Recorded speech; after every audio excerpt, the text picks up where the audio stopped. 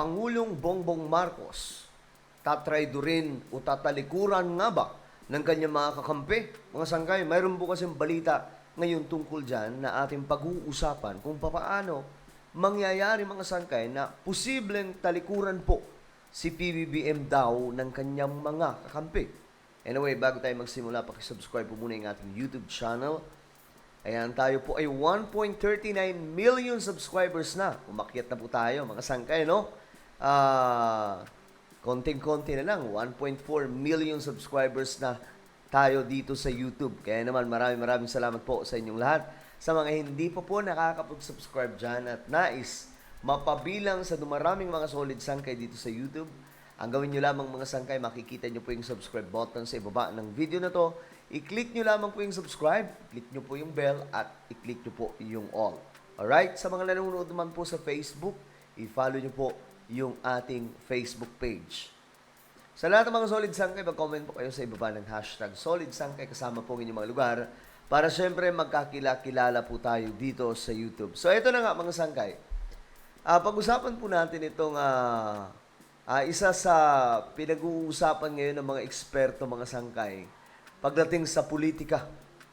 Ayon kasi dito, ang pagtanggal daw po sa ilang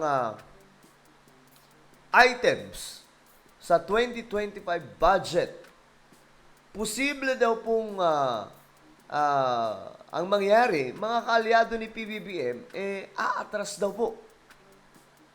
Nakita nyo naman mga sangkay na nailatag na po ang 2025 budget, kung saan po yung pera mga sangkay gagamitin at gaano ito kalaki. Ngayon mga sangkay, marami po ang nagrereklamo. Actually, ang nagrereklamo po dito mga sangkay, dilaw at mga DDS. Kasi may mga inaano sila dito, kagaya po ng PhilHealth, bakit daw hindi naglaan ng budget sa 2025? Kahit po mga sangkay, may malaking budget pa po ang PhilHealth na nasa 600 billion. Ginawa po nilang issue yan. Isa sa kontrobersyal mga sangkay na naging issue tungkol po sa national budget ay ang pagtapyas mga sangkay sa budget ng Department of Education.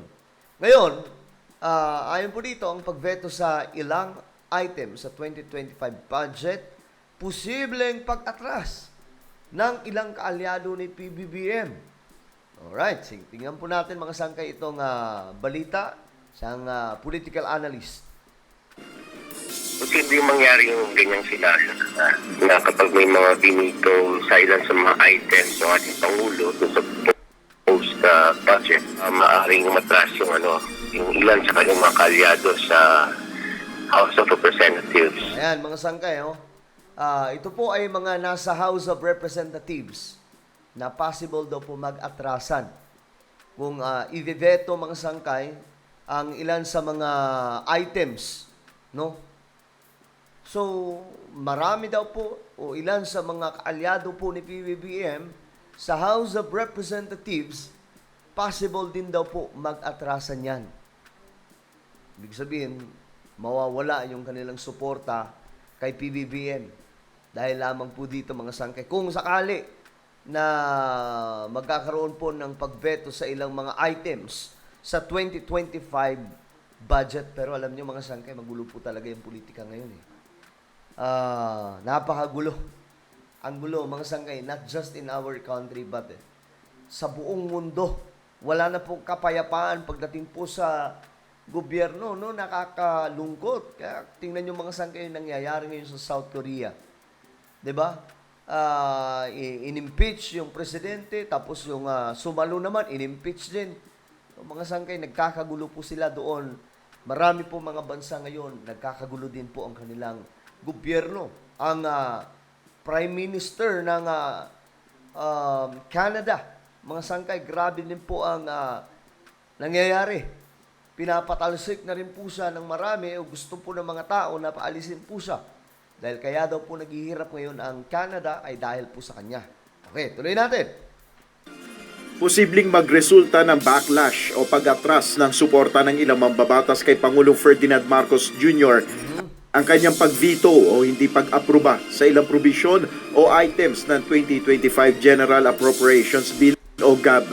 Ayon sa political science professor na si Dennis Coronacion, maaaring mangyari ang senaryo na ito kapag hindi kasamang maaaprubahan ang mga isiningit na proyekto o programa ng ilang mambabatas na inaasahan nilang makatutulong sa kanilang pagtakbo sa paparating na 2025 midterm elections. Ayun. So, yung mga budget na yung mga sangkay na possible makatulong sa kanilang pagtakbo sa 2025 elections, ito daw po mga sangkay, kung magkakaroon ng pagbeto at maaapektuhan ito, marami daw po sa mga ito ay aatras ang suporta laban po kay PBBM.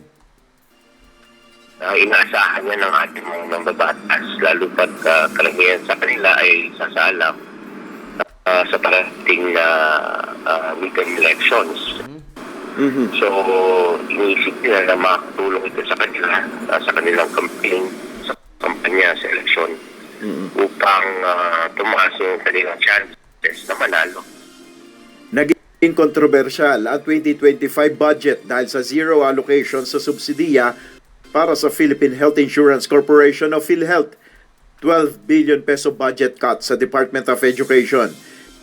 Pinuna rin ng President's sister na si Senator Amy Marcos ang sobrang laking budget na inilaan sa Department of Public Works and Highways na nagkakahalaga ng 1.113 trillion pesos.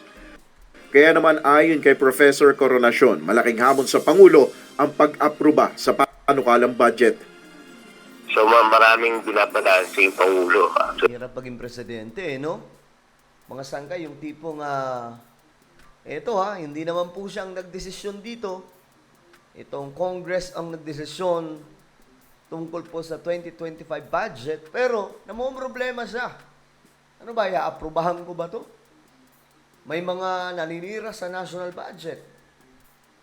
So, paano gagawin, mga sangkay ng Pangulo, ang pagbalanse tungkol po sa malaking usapin ng national budget ngayon?